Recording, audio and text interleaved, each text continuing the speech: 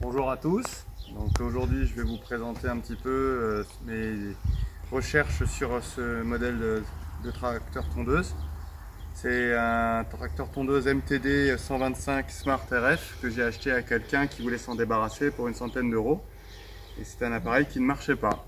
Alors actuellement il marche, mais bon, le faire démarrer c'est pas très intéressant pour vous.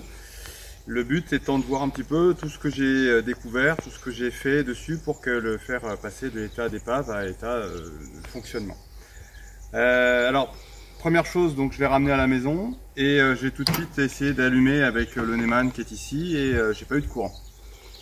Donc la batterie était morte, alors j'ai changé la batterie et ensuite toujours pas de démarrage, donc j'ai vérifié tous les câbles. Donc bon, j'ai ouvert. J'ai eu avec un multimètre et en mode continuité, j'ai testé complètement le Neumann. Donc bon, il y a des, je vous mettrai dans les liens là où je suis allé chercher les plans. J'ai vérifié partout tous les câbles électriques et il s'est avéré que, hop, voilà, derrière ici, sous cette tôle, il y a un petit relais et le relais était défectueux. Là ici, j'ai enlevé la sécurité siège pour m'aider aujourd'hui. Une autre chose, donc après il a lancé le moteur, il a tenté du moins, le système se mettait à tourner mais je n'avais pas d'explosion, pas du tout. Alors le problème venait en fait d'un autre souci électrique. Voilà, je vais enlever ça pour qu'on y voit mieux. Au niveau en fait du système d'allumage, j'avais pas d'étincelle. J'ai pensé que c'était la bobine qui était morte éventuellement. Mais en fait, en testant, il s'est avéré que la masse de la bobine était écrouée. Donc j'ai un peu gratté et ça s'est remis à faire des étincelles. Donc j'ai relancé encore une fois le moteur s'est lancé et j'ai eu des explosions extrêmement puissantes qui ont fait énormément de bruit. Et ça a explosé à l'intérieur des soupapes qui sont ici et à l'intérieur du pot d'échappement. Donc ça, en règle générale, c'est souvent un problème qui est lié au fait que la clavette du volant magnétique est cassé. Alors bon, je vous mets un lien dans la description pour pouvoir changer. Et donc j'ai désossé le volant magnétique, j'ai changé la clavette qui était effectivement, il y avait un quart de décalage. Donc hop, j'ai remis et cette fois-ci l'explosion se passait bien, sauf que l'appareil semblait se noyer. En fait, au niveau de l'échappement, j'avais une fumée noire et impossible de monter dans les tours. Rien n'y faisait. Alors là, à ce moment-là, c'est un problème de combustion. Donc là, j'ai démonté le carburateur. Donc je vous mets les liens dans la description là encore une fois.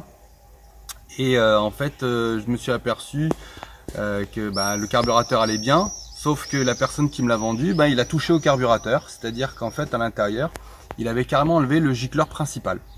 Donc du coup, elle se noyait directement.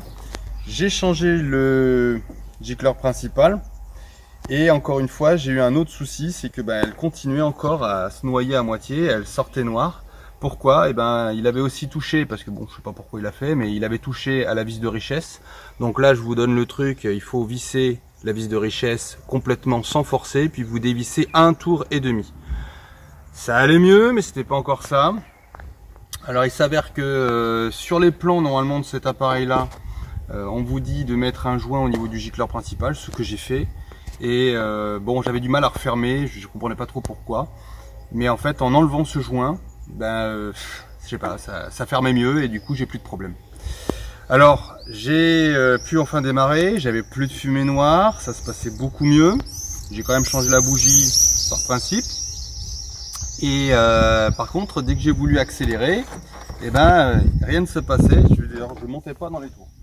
Alors là, je me suis dit ça devait être probablement le régulateur. Donc le régulateur, c'est cette petite tige qu'on voit ici, là, qui vient se relier avec le carburateur. Et donc à l'intérieur, vous avez un mécanisme qui baigne dans l'huile et qui va réguler en fait la vitesse de votre moteur. Là encore une fois, la personne qui me l'a vendu y a touché. Donc je vous mets les liens aussi, comment est-ce qu'on règle. Il y a une vis à dévisser, il faut tirer ça au bout, il faut tourner un petit peu et revisser le tout. Et après, c'est réglé correctement.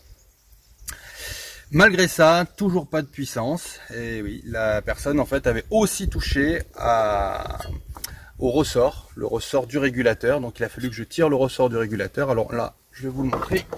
Hop, il est ici, voilà, cette patte qui est là où est accroché le ressort. Il l'avait tordu, donc je l'ai retordu.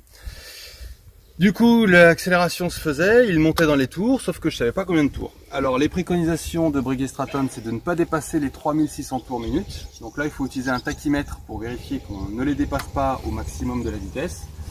Il y a des applications qui le font, c'est pas super précis, mais bon, je me suis à peu près approché des 3400 tours minute, vu qu'il y a une marge d'erreur. Je préfère rester un petit peu en dessous. Voilà, donc c'était pas mal de pannes en fait, les unes derrière les autres. Une dernière qui a été un petit peu surprenante et que je m'attendais pas trop, c'est au niveau de l'huile. La personne avait, je sais pas pour quelle raison, mais mis beaucoup trop d'huile et donc le régulateur avait du mal à réguler. Et donc en faisant une vidange et en remettant l'huile correctement, ça a évité de mettre trop de pression à l'intérieur du cylindre parce qu'il compressait l'huile et en plus le régulateur fonctionnait beaucoup mieux. Une chose que je n'ai pas fait moi, mais que j'ai demandé à un copain de le faire parce que je me le sentais pas, c'était le réglage des soupapes. Je vous mets un lien quand même dans la description pour ceux qui se sentent. Je n'avais pas le matos et je le sentais pas. Donc voilà, maintenant elle marche correctement. C'est vrai que bon quand on obtient une machine qui vient de quelqu'un qui a bricolé dessus et qui vous a rien dit, c'est un petit peu long. J'ai mis presque un an à tout faire. Parce que panne après panne, j'avais du mal à trouver les erreurs. Mais maintenant, voilà. Alors cette vidéo, évidemment, j'ai rien démonté, mais c'est juste pour vous montrer un petit peu le cheminement intellectuel que j'ai eu et éventuellement essayer de vous aider sur des pannes que moi j'ai rencontrées et qui pourraient vous aiguiller sur ce que vous avez actuellement. Voilà, je vous remercie beaucoup. Au revoir.